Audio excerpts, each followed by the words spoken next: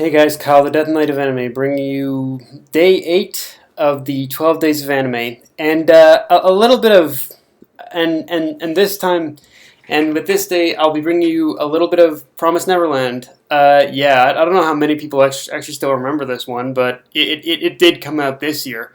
It really came out it was just early this year. So I think it's one of those things. So I guess for anyone who really don't remember that this one came out this year, I think it was one of those ones where or once Demon Slayer and all that came out. I think Demon Slayer, it kind of took a lot of the spotlight away from Promised Neverland.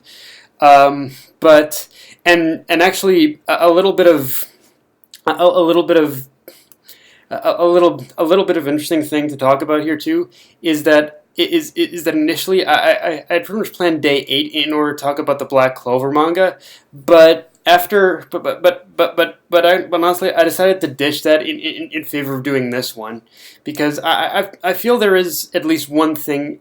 I feel there is stuff to talk about with a little more to talk about with the Promised Neverland. Um, and before I get into that, obviously, I'll just share a bit of my brief thoughts on the Promised Neverland anime adaptation, which is I like it. I will admit that from revisiting it a couple more times, there is more than a few there. I will admit there's pretty much a couple of problems, even more. I'm kind of discovering. There's a couple more problems here and there I'm kind of discovering with the anime adaptation that pretty much goes even beyond pretty much my initial problem of them cutting out a lot of the inner monologue of the characters, but overall I still enjoy it. But I am starting to realize that the anime adaptation in itself is a little more flawed than I remember watching from it. Um, with that being said, though, let's first talk about the one moment that I think still holds up, even in the anime adaptation, which is the moment where basically Emma and Norman discover the demons, or discover or would pretty much go outside, in order to return. I think it was Connie's teddy bear or bunny to her, and then through that they basically discover the existence of the demons, and honestly it's just the reveal of the demons themselves that really is the best part of this moment for me, because okay I'll be honest, like the one thing that this moment of the reveal of the demons gets right is something I wish the rest of the anime had managed to master as well, which is atmosphere and just the sense of true terror and danger. Um, and the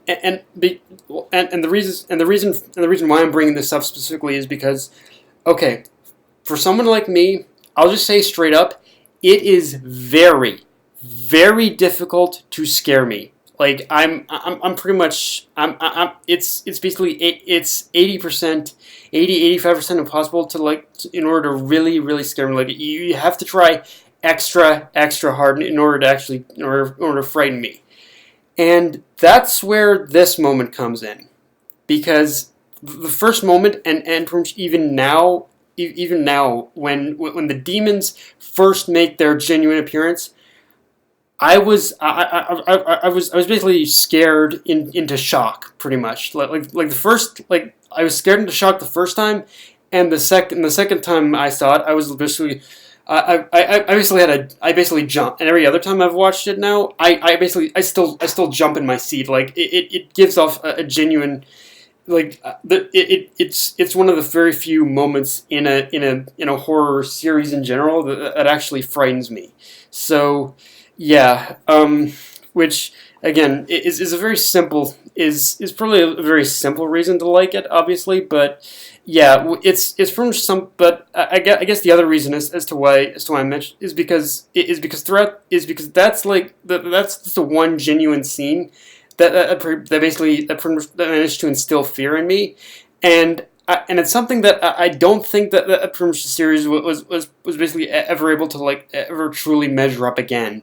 So yeah, it's basically just a good just a good moment for the simple fact that I managed to capture a genuine sense of atmosphere, fear, and just overall dread in me. So yeah, I have to give it props for that. It was a moment that legitimately scared me, and but.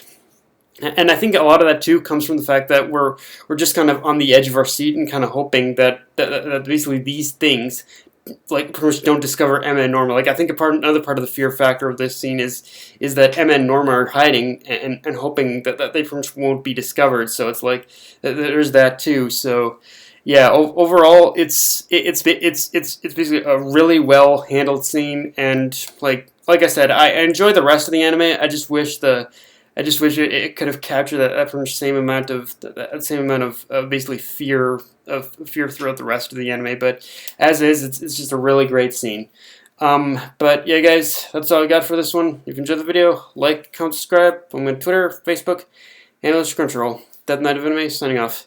Later, guys.